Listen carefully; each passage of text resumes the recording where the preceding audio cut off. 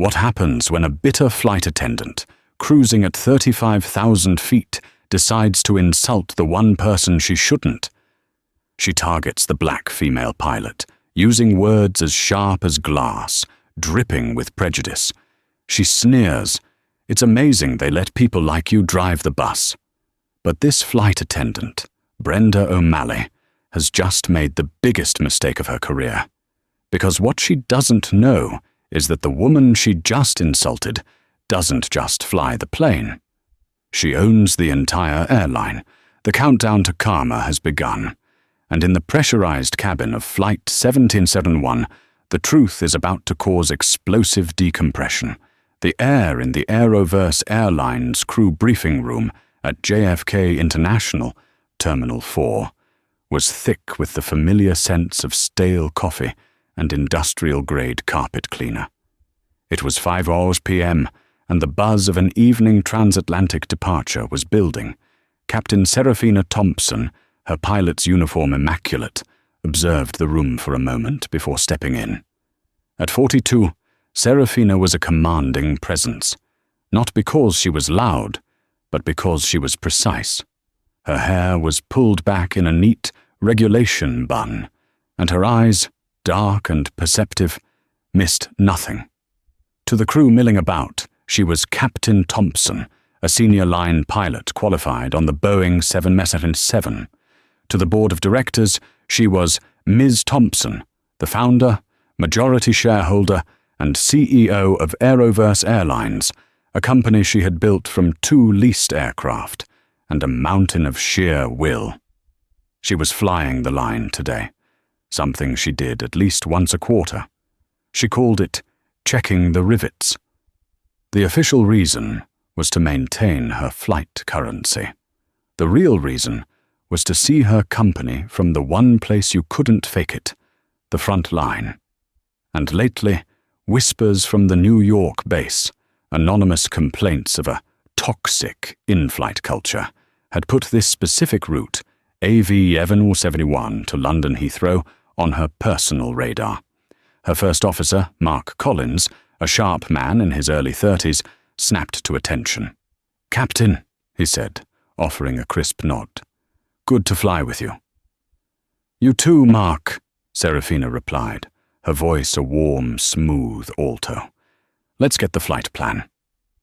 As they reviewed the route, a smooth northern track, light turbulence over Newfoundland, the cabin crew entered. Leading them was Brenda O'Malley, the senior flight attendant. Brenda was in her late 50s, with a helmet of stiff blonde hair and a name tag that proudly displayed her 30 years of service pin. She moved with an air of entrenched authority, as if the plane was her living room and everyone else was a guest who was tracking in mud. Behind her trailed Lucy Jenkins, a new hire, barely 22, her eyes wide with a mix of excitement and terror. "Right, let's get this over with," Brenda announced to no one in particular, dropping her bag with a thud. She spotted Lucy. "You, Jenkins, did you check the service manifest? Did you verify the special meals? Don't just stand there. Make yourself useful. Grab my tea. Black, 2 sugars." Lucy jumped. "Yes, Brenda, right away." Brenda then turned her gaze to the flight deck crew. Her eyes scanned Mark, landing on Serafina. She didn't salute or nod. She offered a thin, appraising smile that didn't reach her eyes. "Captain," she said, the word stretching out, coated in a saccharine-thin layer of forced respect. "Ms. O'Malley," Serafina replied evenly, giving her a professional nod. "Everything in order for the cabin?" Brenda made a tsk sound. "It will be, once the trainees catch up." She gave Lucy a pointed glare.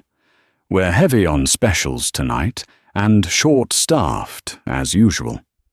She looked back at Serafina. "Just try to keep the ride smooth. We have a full business class, and I don't need them spilling their champagne." It was the just that pricked at Serafina. Just keep it smooth, as if Serafina was a chauffeur, not a highly trained aviator responsible for 300 souls. Serafina merely nodded. We'll do our best, Miss O'Malley. Passenger comfort is a priority. Right, Brenda said. She then leaned in conspiratorially toward Mark, though she spoke loud enough for Serafina to hear. It's just the standards, you know. They're not what they used to be. Back in my day, we had real pilots, men from the Air Force. Now, well, she gestured vaguely toward Serafina. It's all about a different kind of Polish. Mark Collins froze. He looked at Serafina, his face pale, horrified she'd been spoken to that way. Serafina's expression didn't change, but her eyes hardened almost imperceptibly. Polish, a coded, ugly word. She'd heard it before. It was the kind of microaggression designed to be plausibly denied. Is there a problem with my Polish, Miss O'Malley? Serafina asked, her voice dangerously quiet. Brenda feigned surprise, her hand fluttering to her chest. Oh, goodness, no, Captain. I just mean, you're very put together. So, articulate. It's just a compliment. Serafina held her gaze for a 3-second count. It was a technique she used in boardrooms to make multi-million-dollar negotiators sweat. Brenda's smile faltered. Mark, Serafina said, breaking the tension. Let's finish the walk-around. Miss O'Malley, I expect a secure cabin for an on-time departure. She turned and walked out toward the jet bridge, leaving a flustered Mark and a sneering Brenda in her wake. As she stepped onto the plane, she ran a hand along the fuselage, the cool metal a familiar comfort. My plane, she whispered to herself. My rules. The whispers about the New York base weren't whispers. They were a 5-alarm fire. The Boeing 757, call sign Aeroverse 731 Heavy, climbed powerfully out of the New York twilight, a silver beast ascending into the dark ocean of the sky. The flight was, as predicted, smooth. Serafina and Mark handled the complex machine with the silent, practiced rhythm of true professionals. In the cabin, it was a different story. Brenda O'Malley ruled her domain with an iron fist, and her ire was focused on 2 targets, Lucy Jenkins and the passengers. No, you can't have an extra pillow, she snapped at a man in economy. They're allocated. Jenkins, she barked, her voice audible in the quiet galley. That coffee is for business class only. Tell them if they want premium, they should pay for premium. She was particularly venomous to a black family in row 25. The mother had politely asked if her son, who had an allergy, could have his meal checked. Brenda had snatched the meal tray with a sigh. I'll have to personally verify the ingredients, which takes time. You should have called the airline 72 hours in advance. It's policy. I did, the woman said softly. It's on my ticket. Brenda just rolled her eyes and walked away, leaving the mother anxious and humiliated. In the forward galley, Lucy was near tears. She's just so mean, she whispered to the other attendant, a quiet man named Samuel. Just keep your head down, Samuel advised, his face grim. She's Teflon, Brenda. Nothing sticks. She's protected. Protected? By who? George Carmichael, Samuel muttered, checking a cart. Head of in-flight for the NY base. They're thick as thieves. Just don't make waves. Up in the cockpit, Serafina and Mark were eating their crew meals. Pilots eat different meals at different times, a redundancy to prevent both from being sickened by food poisoning. Serafina finished her grilled chicken and felt the need for a lavatory break. This was a standard, if choreographed, procedure. She called the cabin on the interphone. Senior attendant to the flight deck, please. A moment later, Brenda's voice crackled. What is it? Captain Thompson. I need to use the forward lavatory. Please follow procedure. The procedure was simple. An attendant would come to the cockpit, guarding it while the pilot was out, ensuring no one unauthorized could enter. A heavy sigh came over the line. Fine, I'm coming. The cockpit door chimed. Mark unlocked it. Brenda slipped in, her face a mask of annoyance. She stood in the small space behind Mark, arms crossed, pointedly not looking at the incredible view of the stars. Serafina unbuckled and slipped out of the left-hand seat. As she passed Brenda, she smelled the faint, acrid scent of cigarette smoke, masked by cheap perfume. Brenda must have been vaping in the galley, a serious, fire-able offence. Serafina used the lavatory and was washing her hands when she heard a commotion. "I don't care who you are." It was Brenda's voice, raised and sharp. "This galley is not a lounge. Go back to your seat." Serafina dried her hands quickly and opened the door. In the small forward galley, Brenda was facing off against the mother from row 25. The woman was holding her young son's hand. "Please," the mother said, her voice trembling. "My son is having a mild allergic reaction. His face is swelling. I just need a wet cloth and maybe some Benadryl. You didn't check his meal and I think—" "I told you," Brenda snarled. "I am busy. We do not carry liquid Benadryl for children. Now go back to your seat before I have you restrained for interfering with a flight crew." "That's enough." Serafina's voice cut through the galley like a blade. It wasn't loud, but it was absolute. Brenda, the mother, and Lucy, who was hiding by the carts, all froze. Brenda whirled around, her face twisting in rage at being challenged. "This is my cabin captain. This passenger is being hysterical. It's not a flight deck matter." "It is now," Serafina said. She looked at the mother. "Ma'am, I am so sorry. Lucy," she pointed at the junior attendant. "Please get this woman a first-class amenity kit. It has a cold towel. Then go to the primary medical kit. The code is 9090. And retrieve the children's liquid antihistamine. It is standard on all our 777s. Lucy, galvanized, shot off. Brenda's face went from pale to a deep, mottled red. She had been overruled. She had been proven wrong about the medical kit. You can't do that!" Brenda hissed, stepping toward Serafina, lowering her voice to a venomous whisper. "You are undermining me in front of my staff." "You were failing to handle a medical situation," Serafina said, her voice equally low and cold. "You were also, I noted, harassing a passenger." "Harassing? I was enforcing policy, something you might not understand. You just fly the plane. I run it." Serafina stared at her. "You need to lower your voice, Miss O'Malley. You are unprofessional." And that's when Brenda O'Malley, fueled by 30 years of entitlement and a deep, festering prejudice, stepped over a line. She leaned in, her smile a grotesque mask. "Unprofessional? Me? I'm not the one who got this job as a token? A diversity hire to look good in the brochure? It's amazing they let people like you even drive the bus. Did you get your license from a cereal box?" The galley went utterly, deathly silent. The only sound was the faint hum of the engines, 35,000 feet above the Atlantic.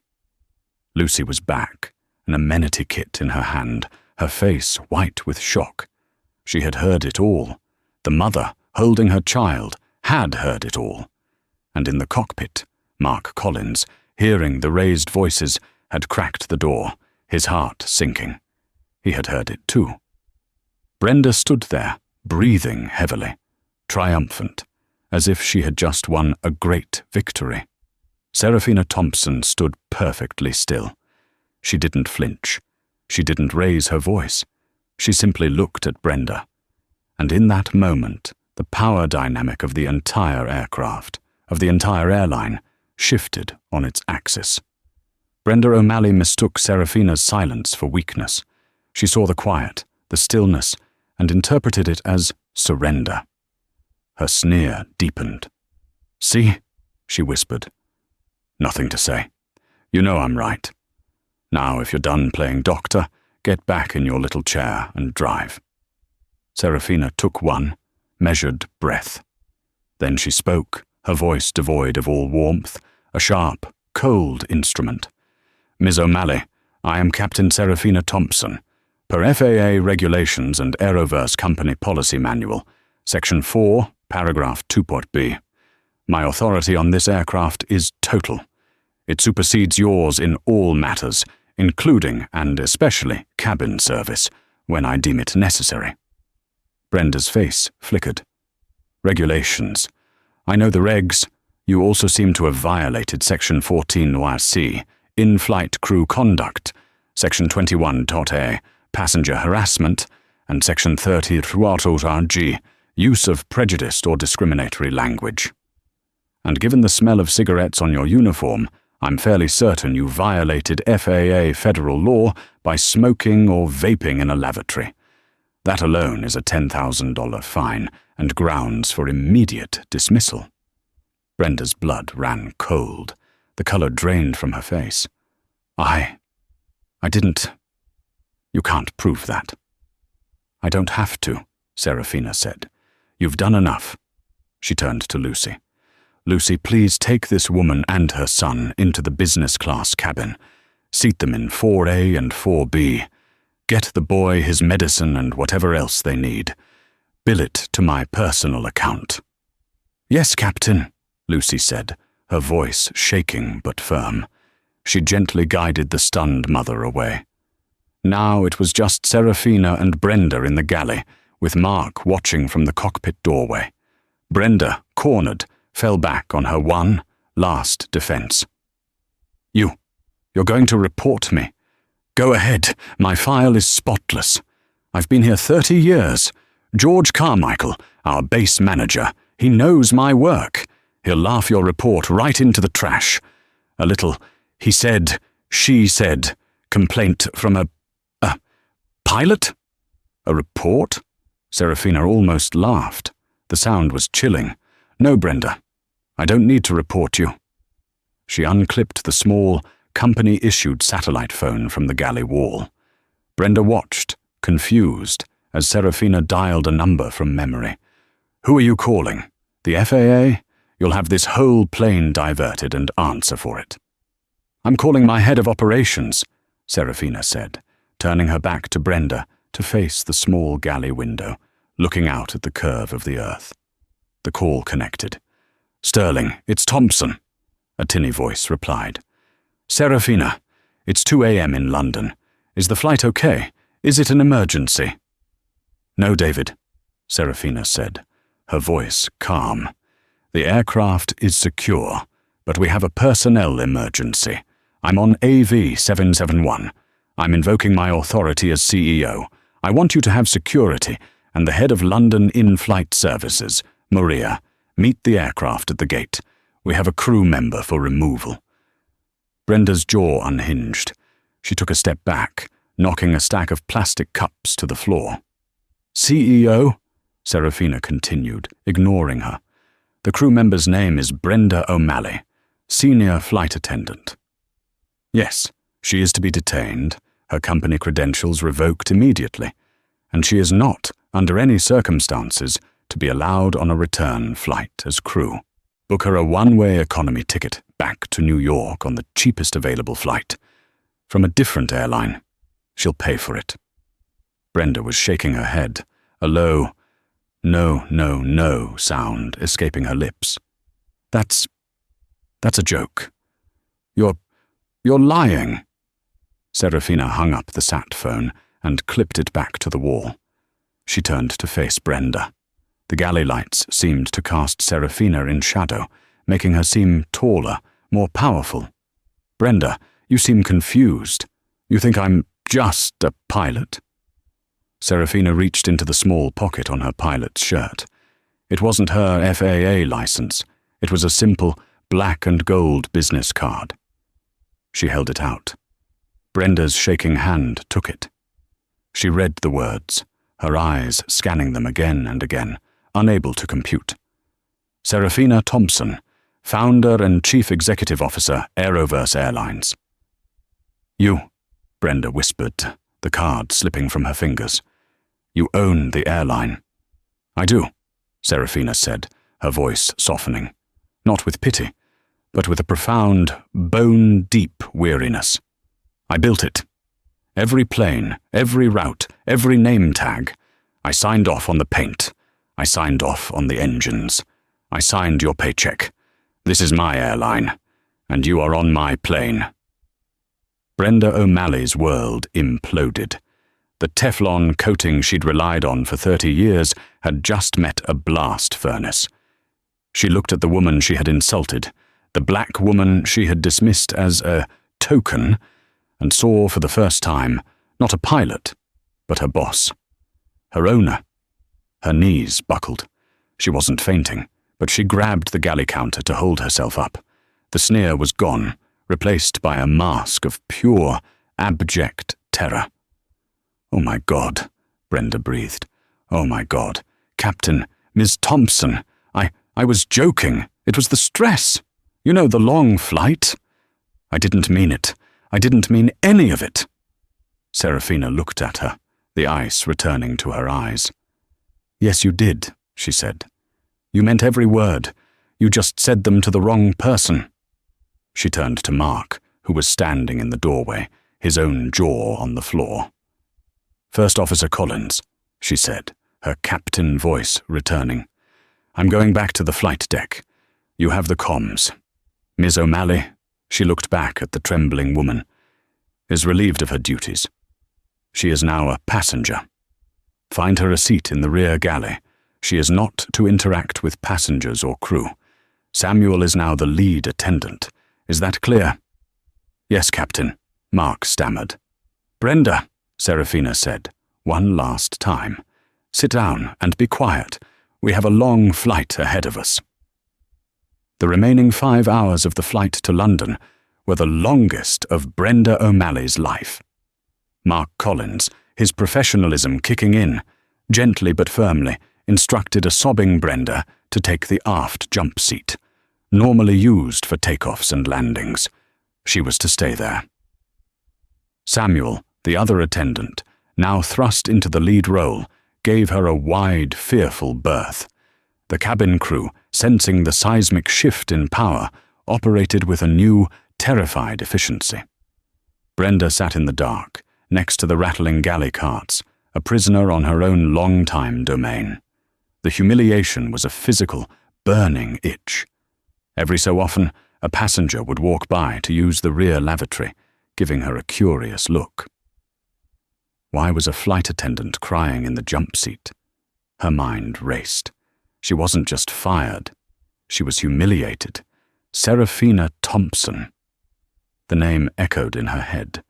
She'd heard it, of course, in corporate newsletters, but she'd always pictured some old white man. The photos in the newsletter. She'd never paid attention. She'd dismissed the smiling black woman as a figurehead, a face for the brand.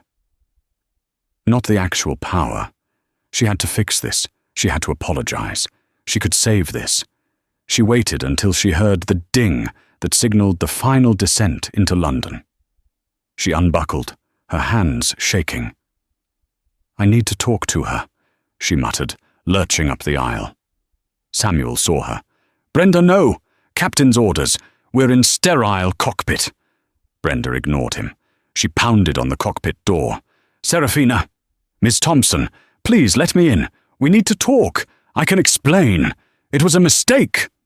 Inside the cockpit, Serafina and Mark were managing the arrival sequence into Heathrow, one of the busiest airspaces in the world. The pounding was a dangerous distraction. "Aeroverse 771, descend flight level 100, speed 250, cleared ILS runway 27 right," the controller's voice said. "Descend 100, 250, cleared ILS 27 right, Aeroverse 771. Mark read back. The pounding continued. "Serafina, please!" Serafina clicked the interphone. "Samuel, restrain her.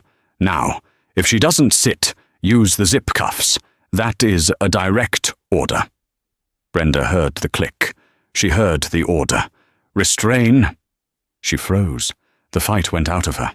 Defeated, she allowed Samuel to guide her back to the rear jump seat, where she buckled herself in, the tears now cold on her cheeks.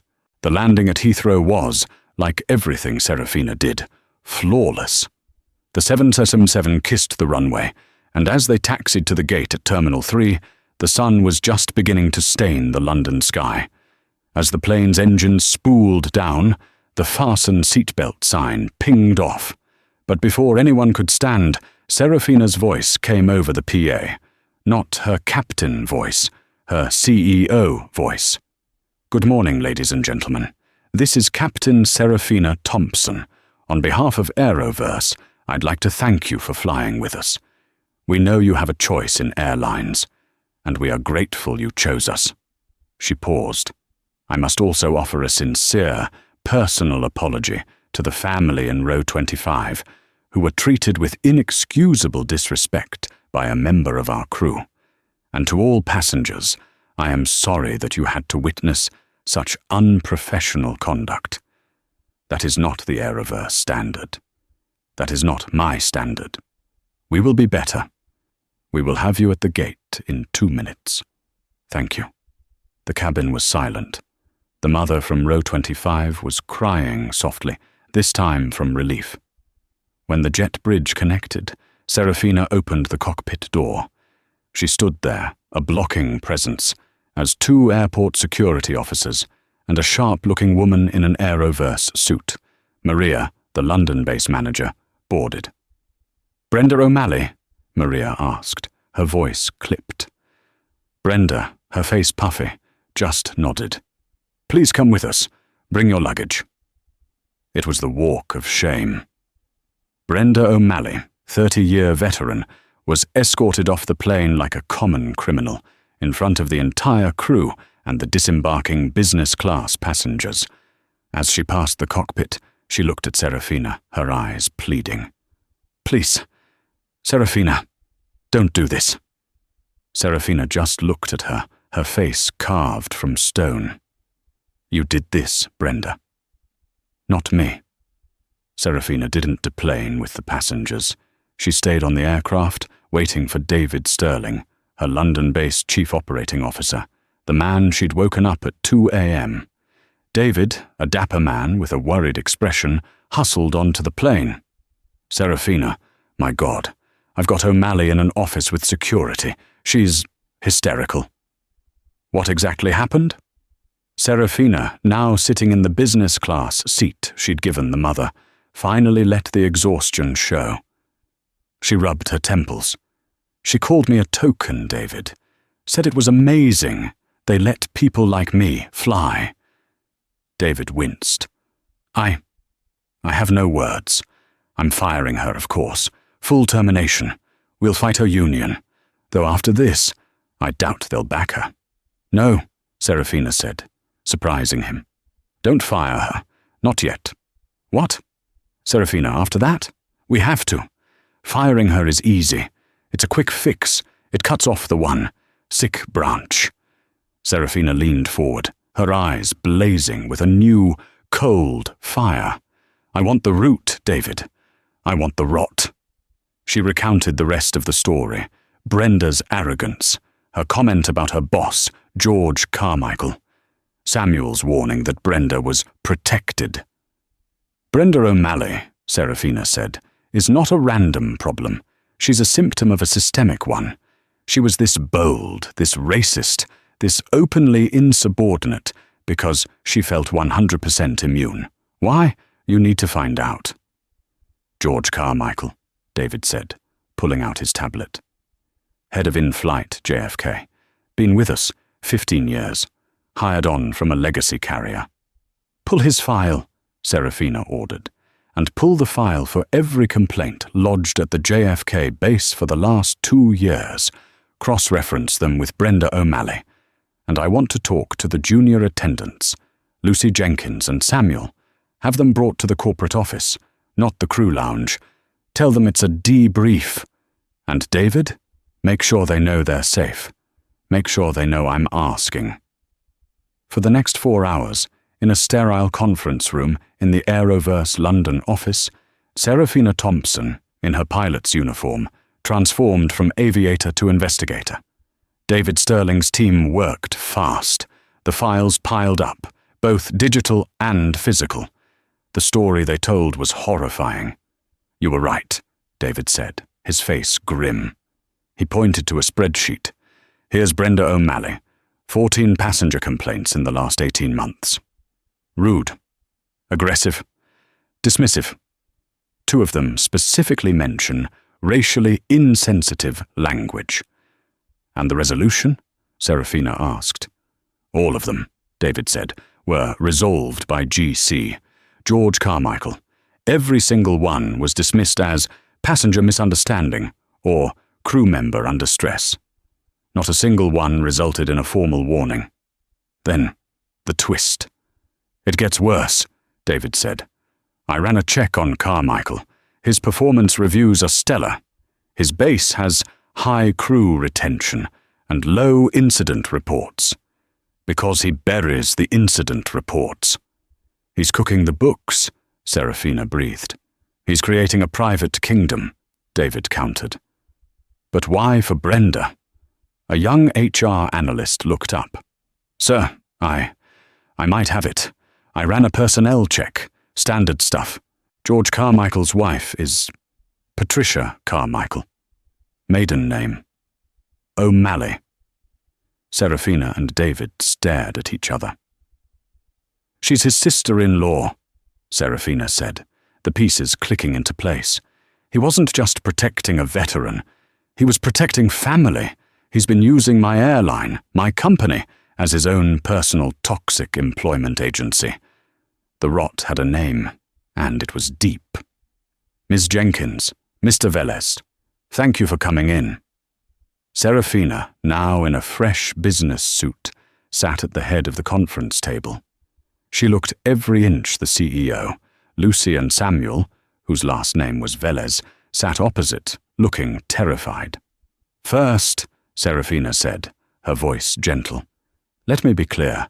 You are not in any trouble. You are, in fact, heroes. You did your jobs under extreme duress. What I'm doing now is not about one flight. It's about fixing a problem, and I need your help." Lucy, emboldened, spoke first. Brenda. She's been like that for years, Miss Thompson. We all just took it.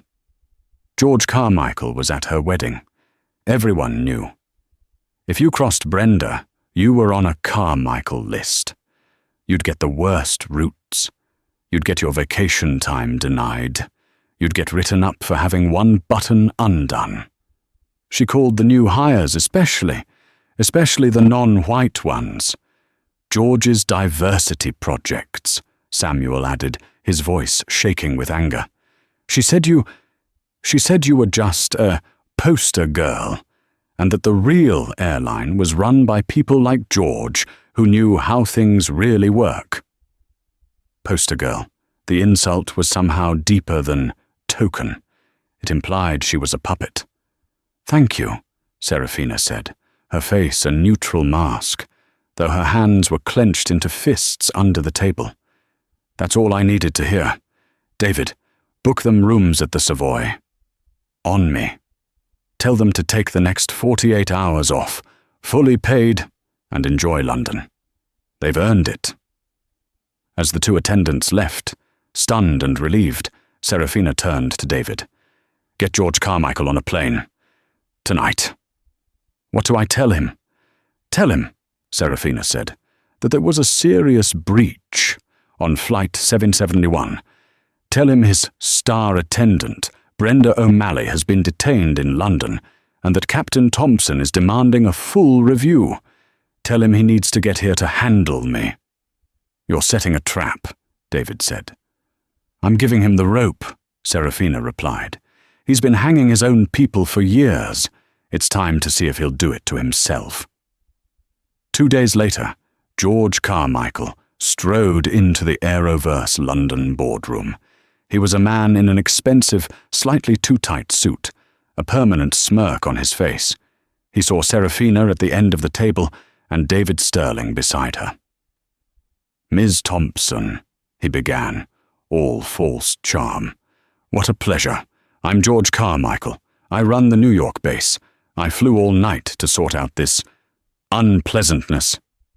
"Mr. Carmichael, thank you for coming," Serafina said, her voice pure business. "Listen," George said, sitting down and opening a briefcase. "I've already reviewed the preliminary report. This is all a massive misunderstanding. Brenda O'Malley is a passionate employee. 30 years.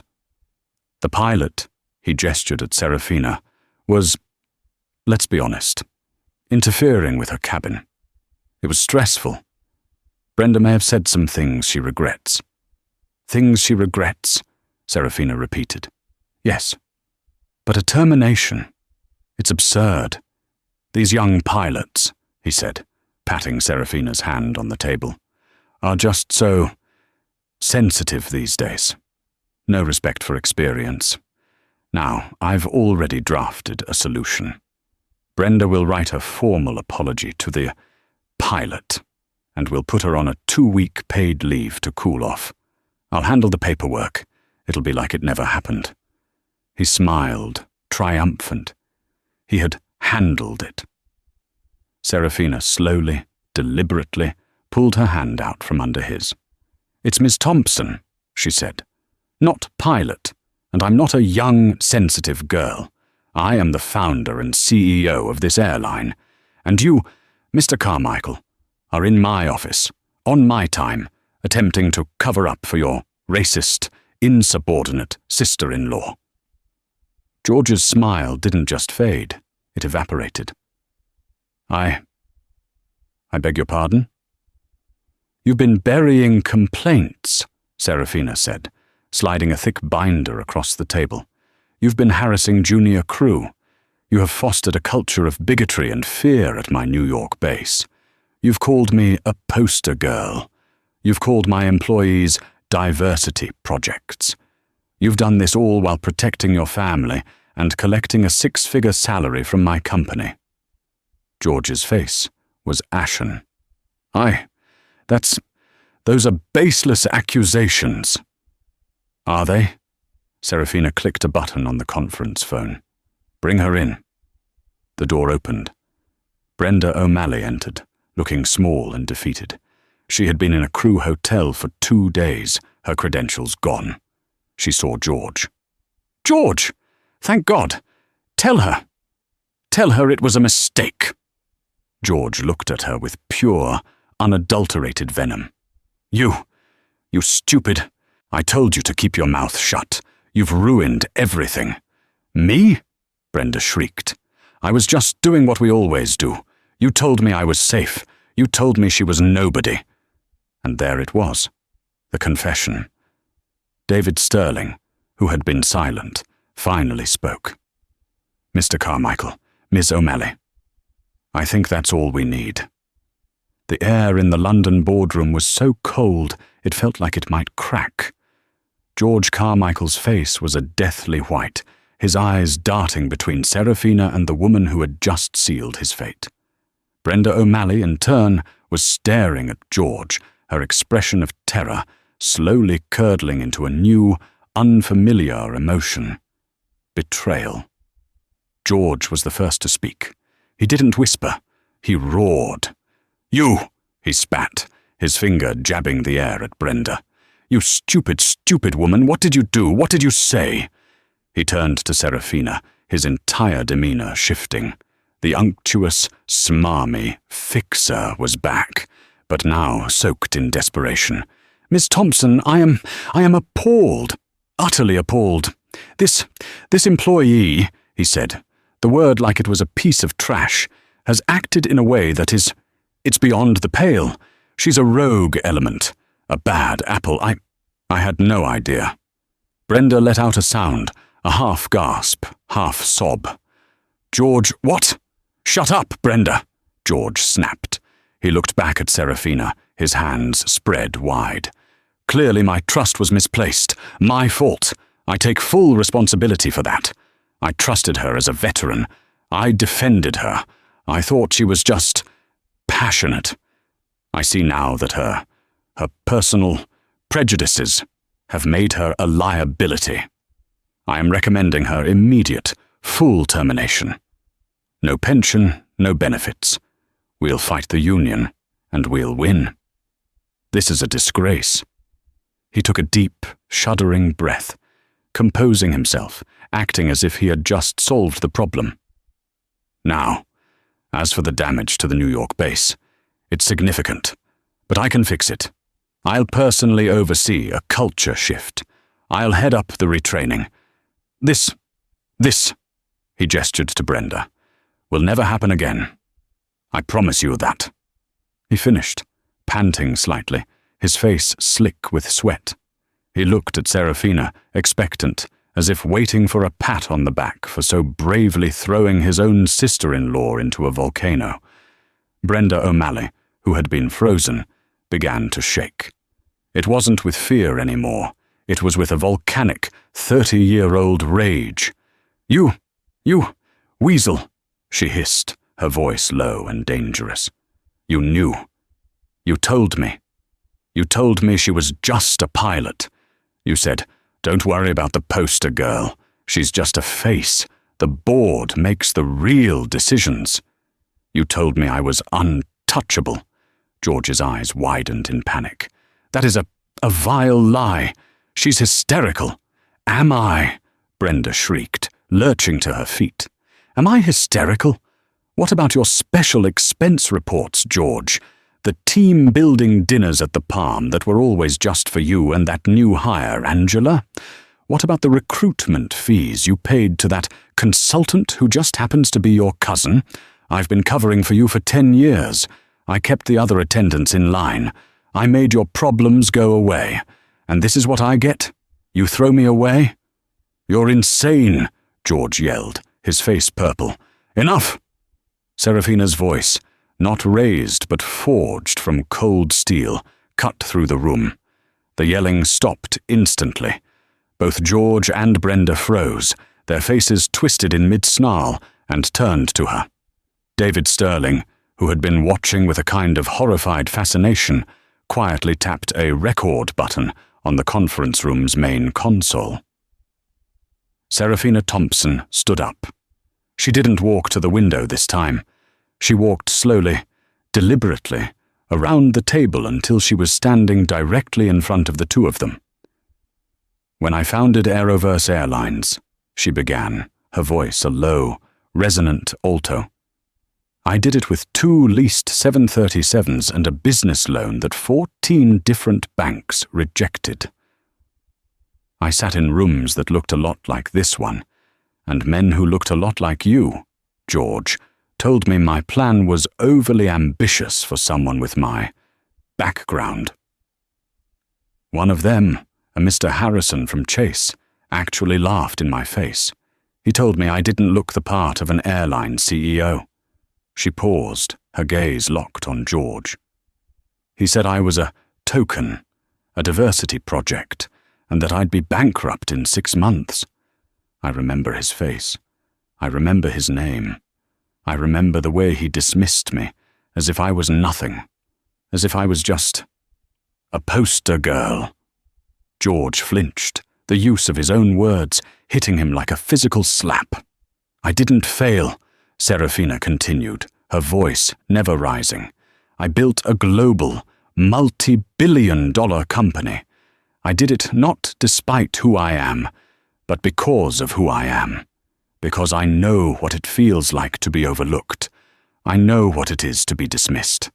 And I swore, on the day I signed the papers for our first 777, that I would build a company where no one would ever be made to feel that way. A company where decency, skill, and hard work were the only currency that mattered. Where the best people could rise, regardless of what they looked like or who they knew." She leaned forward, placing her hands flat on the polished mahogany table. "And then there are you, the two of you, the very sickness I built this company to escape." She looked at George. "You, George, are the gatekeeper, the man who told me I didn't look the part. You built a toxic little kingdom in my New York base.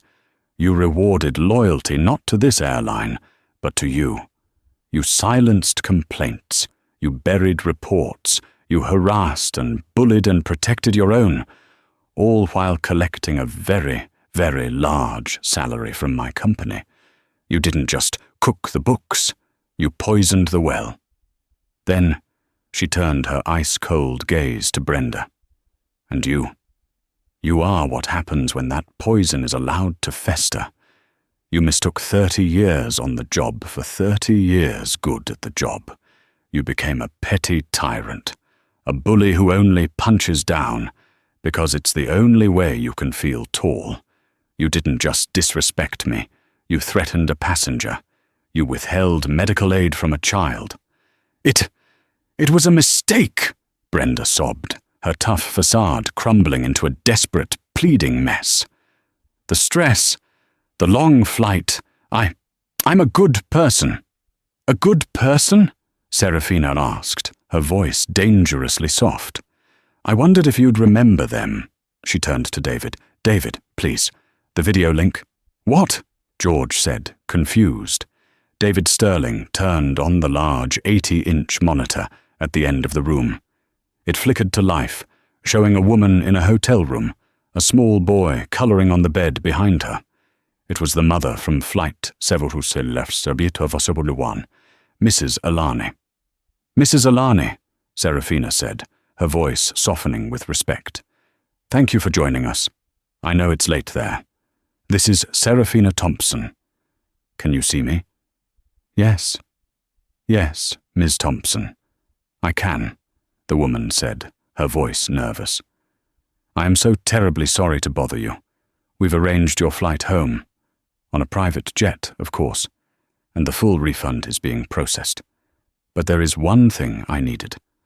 I need you to tell these two people, the ones on your flight, what you told me. Can you do that? Mrs. Alani took a breath and looked into the camera. Her eyes found Brenda's. I asked for help, the mother said, her voice trembling but gaining strength. My son, Leo, he has a severe peanut allergy. I told the airline, I told the booking agent, I told the gate agent, and I told her. She pointed, even through the screen, and she rolled her eyes. She snatched the meal. She said I was hysterical. And then, when his face started to swell, I was so scared. She told me to go back to my seat. She threatened to restrain me.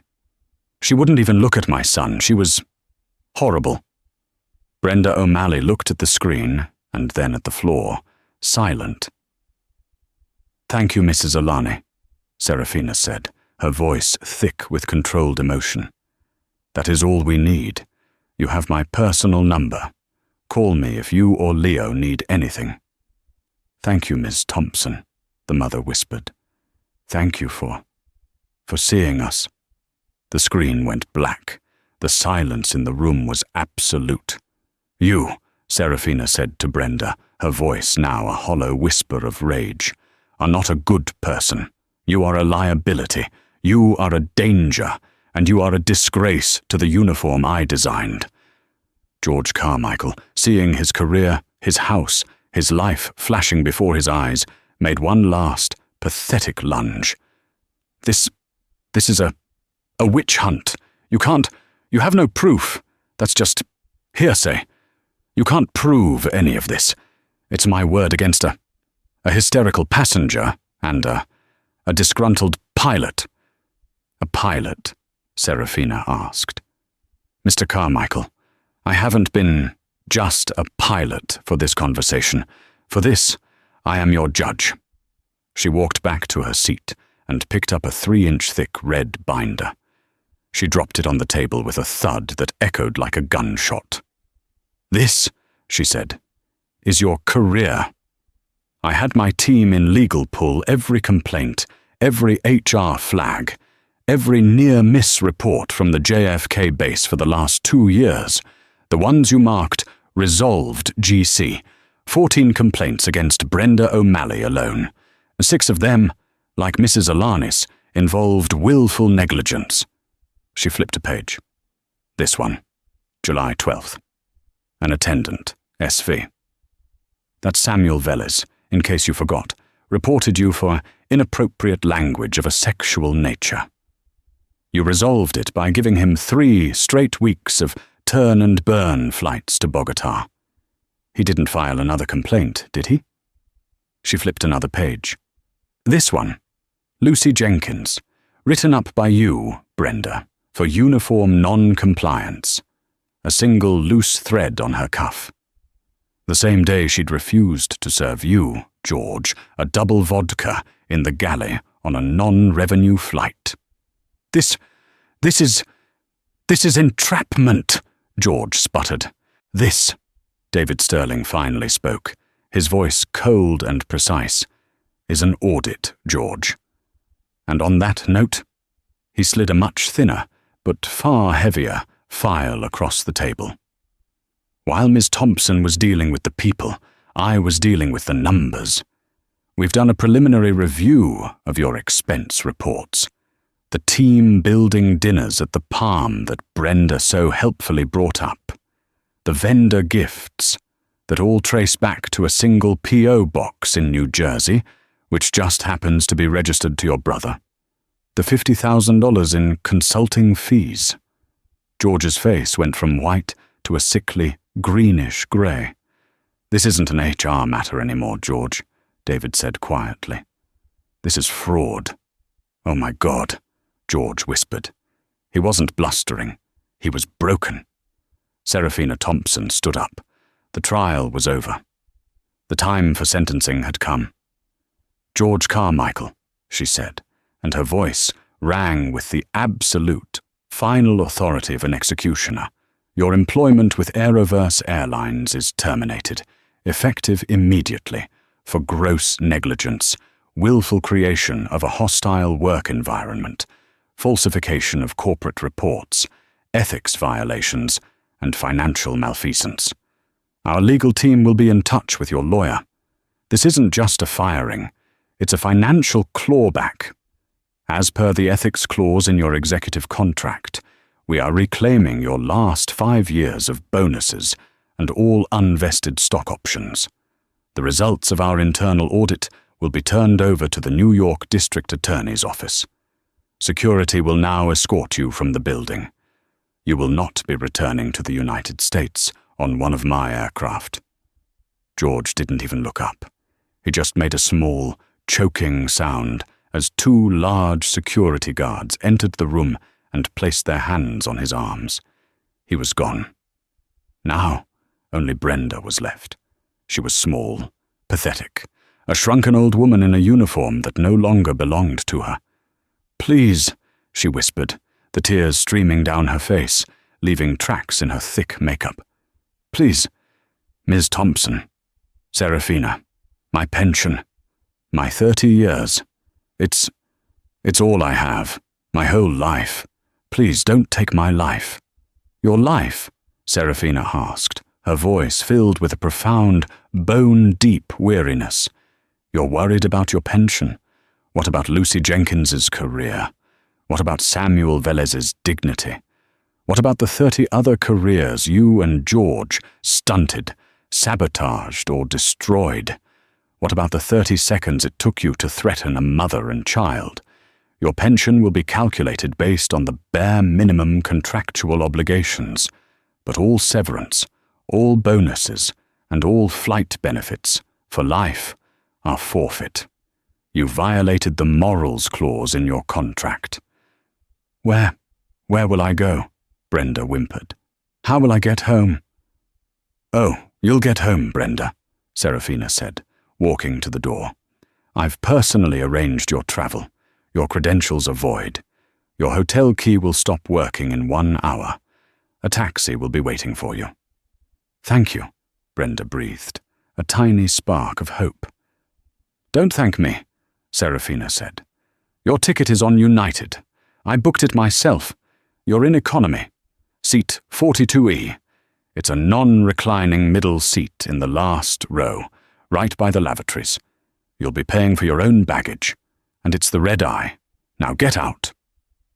An hour later, Serafina and David were alone in the boardroom, the only sound the hum of the air conditioning. David let out a breath he felt he'd been holding for 2 days. "That," David said, "was biblical. Are you all right?" Serafina, who had been staring out the window, finally sat down.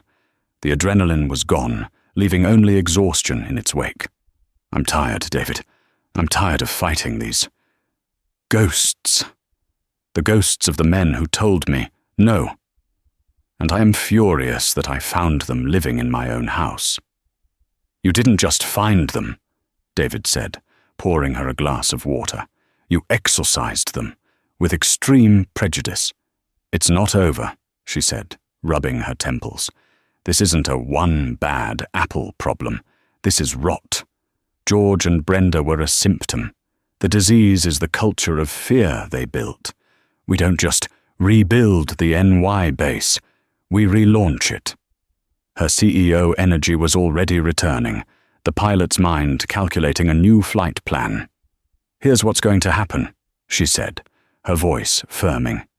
"First, you're promoting Maria from London to head of the JFK base, effective today. Get her on a plane. Second, I'm grounding the entire JFK-based cabin crew for 48 hours. Paid, but grounded. Every single one of them is going into mandatory in-person retraining, ethics, de-escalation, and a new module I just invented. The owner is watching. Third, I want to see Lucy Jenkins and Samuel Velez, now, in the flagship lounge." 20 minutes later, Lucy and Samuel were sitting in the luxurious first-class lounge, looking wildly out of place. They stood when Serafina, still in her crisp suit, walked in. "Miss Thompson," Lucy began. "Please," Serafina said, offering a small, tired smile. "Sit. I owe you both an apology. What you endured, it was a failure of my leadership. I let a cancer grow in my company, and you were the ones who got us sick. We're just glad it's over," Samuel said, his voice thick with relief. "It is," Serafina confirmed. "Brenda O'Malley and George Carmichael have been terminated, but their replacements are what I want to talk about." She looked at them. "You two showed integrity under fire. You stood up for what was right when you had every reason to stay silent. That isn't crew. That's leadership. I'm not just fast-tracking you. As of today, you are both promoted to in-flight service managers. You'll be working directly with Maria to rebuild the New York base. You'll be on the new Culture Task Force, and your first job will be to train your peers on what right actually looks like. The pay bump is significant. And Samuel, your reports on George's conduct, which you correctly filed with the anonymous ethics line, are the backbone of the fraud case against him. Thank you." Samuel was speechless. Lucy was crying, but for the first time they were happy tears. Serafina smiled. "It's a start. Now, if you'll excuse me, I have a plane to fly home." The epilogue wrote itself.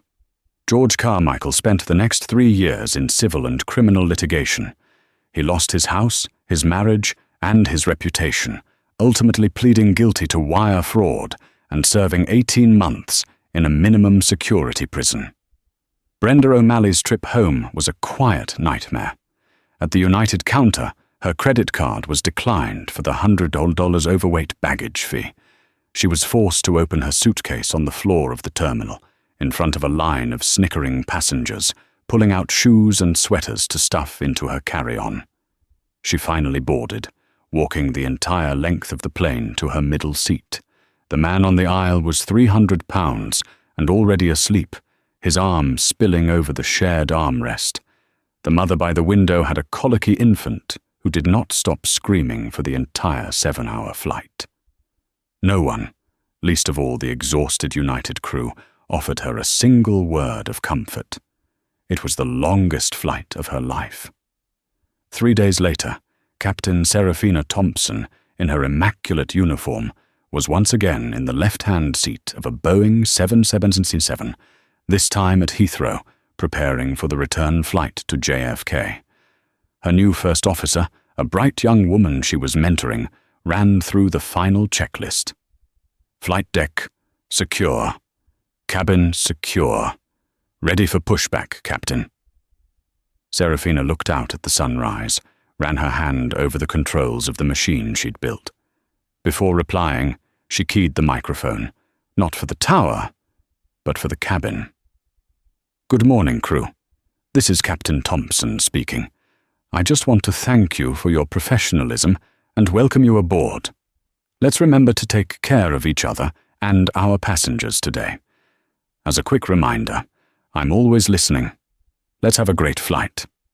In the galleys, a brand new, retrained, and slightly terrified crew exchanged looks of profound, newfound respect. Serafina clicked off the mic. She turned to her first officer, a real, genuine smile spreading across her face. Ready, Captain? The FO asked. Ready, Serafina said.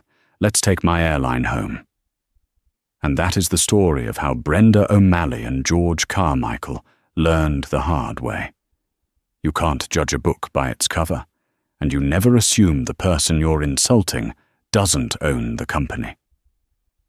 Serafina Thompson didn't just fly a plane, she flew a company, and she was prepared to clear out any toxic turbulence to ensure everyone had a safe and respectful flight. Karma in this story wasn't just a coincidence, it was a corporate policy, delivered with precision by a CEO who wasn't afraid to check the rivets herself.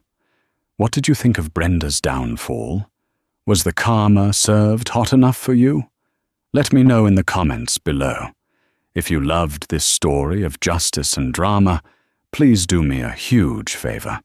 Hit that like button, share this video with someone who needs a good karma story.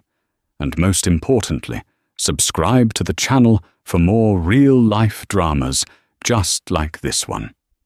We have new stories coming every week, and you don't want to miss them.